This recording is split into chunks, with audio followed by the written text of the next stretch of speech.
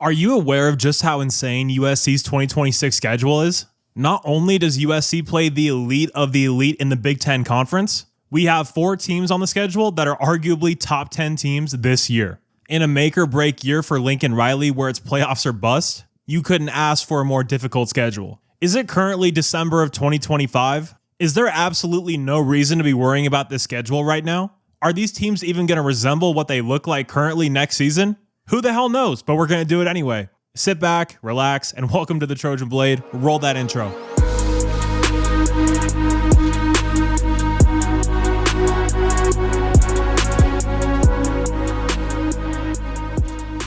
What's up, guys? My name is Gabe, and welcome back to the Trojan Blade. Welcome back to a brand new video. We're taking a way too early look at the 2026 schedule today. Yes, I am bored out of my mind. That is why I'm making this video. Thank you for asking. If you're a fan of an opposing fan base, welcome. It's nice to have you here, except for you UCLA fans. I know of only one acceptable UCLA fan. You know who you are. But if you aren't that person, I'm sorry, Bruin fans, but you just got to kick rocks. Now that my obligatory UCLA insult is out of the way, let's just dive in here and check out the schedule. Oh, and please do like and subscribe to the channel if you could. Really appreciate it. So we'll start with the home games first. We just got another one added today, so the non-con is complete. So, home games. We have Fresno State playing the Bulldogs. We've had some memorable games against them. Then we move to the Louisiana Raging Cajuns, one of the best names in sports. We've never played them before, so it's going to be a first, and I am excited about that. Getting into the conference games, we have a home game against Maryland, the only team in the Big Ten with a winning record against us, and they're 1-0. So we got to fix that. Can't have that happen. Can you guys believe we lost that game? I still haven't gotten over that. Then we have Ohio State. My goodness, what a game. My mind immediately goes to 35-3 in 2008. Mark Sanchez to Stanley Havili on the left side of the field. Havili bumbling and stumbling into the end zone. What a game. And then you had the classic in 2009. The drive, Matt Barkley, Joe McKnight, Stephon Johnson at the very end, walking in, pointing to the sky. All-time moment. Some Buckeye fans claim that a bowl game happened in like 2017. I have no recollection of that. Any game involving Clay Helton other than 2016 or Texas 2017 just does not exist in my brain. Sorry. Then we have Oregon. That's right. Ohio State and Oregon on the same schedule at home. Unbelievable slate of games here. I could go into a whole spiel making fun of Oregon for never winning anything of note. The jokes kind of just write themselves. And honestly, I'm just going to leave this one to you guys. Make sure to leave any and all anti-Oregon comments down below in the comment section. I'll make sure to respond to the best ones. Then we got a home game against Washington. Last time they were in the Collie was obviously that insane 2023 game where Caleb played out of his mind, as he usually did, and it just wasn't enough. Shout out Alex Grinch.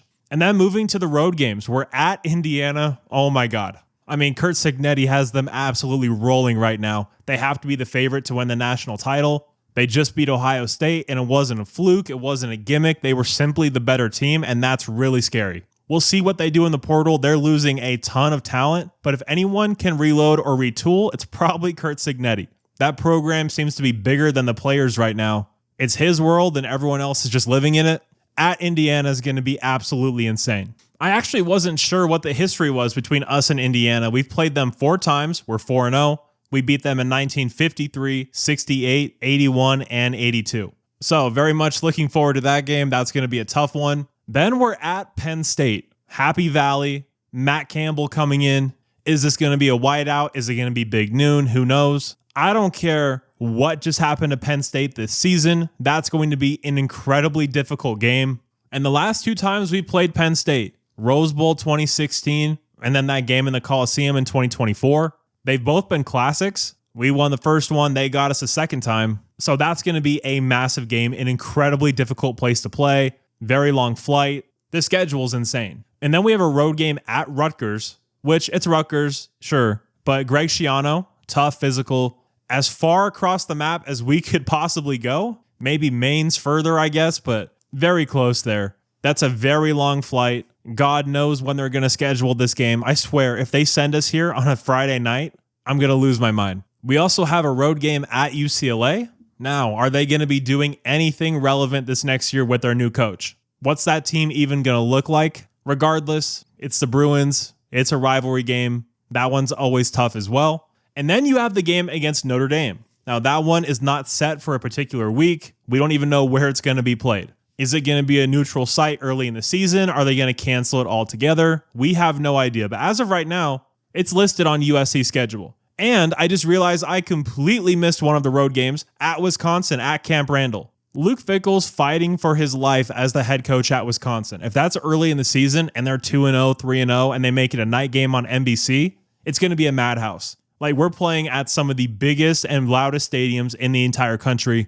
This schedule is ridiculous. So, in conclusion, your non-con Fresno State, that's always a tough game. I don't care what anybody says. At Indiana, at Penn State, at Rutgers, at UCLA, non-con against the Raging Cajuns, home to Maryland, Ohio State, Oregon, Washington, at Wisconsin, and then that Notre Dame game is TBD. If you didn't have a proper appreciation for what we're walking into next year schedule-wise, I hope you do now. Because looking into next year, who are the top 4 teams in the conference projected to be? Indiana, Ohio State, Oregon, and USC. And we have all 3 of them on the schedule, not to mention Washington, Wisconsin, Notre Dame. It's ridiculous. And when you look at Lincoln Riley, no one's going to be making any excuses for him. This is year 5. It's a must-win, must-make the playoff kind of year.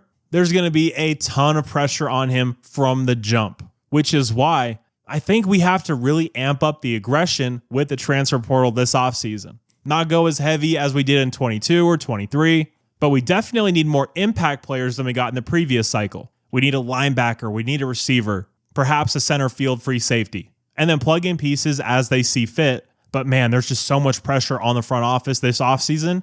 And then that pressure is going to translate over to Lincoln Riley's shoulders at the start of the next season. If I'm Lincoln Riley, I'm doing whatever I can to get Jaden Maiava back. He can keep that ship steady. He knows this offense like the back of his hand. Veteran guy now. I don't know if this schedule is really what you want if you're breaking in a freshman quarterback, which Hassan Longstreet would still be. So yeah, guys, make sure you leave any and all thoughts you have about this schedule down below in the comment section. Would love to hear what you guys have to say about this. If you're a Bruin fan and you're still here, good on you. I make fun of you guys a lot. It's mainly because you deserve it. Appreciate you stopping by, but don't let the door hit you on the way out. Anyways, guys, if you did happen to enjoy this video, please do leave a like. Please do subscribe. Means the world to me. Really appreciate it. You guys are all awesome. And as always, take care and fight on.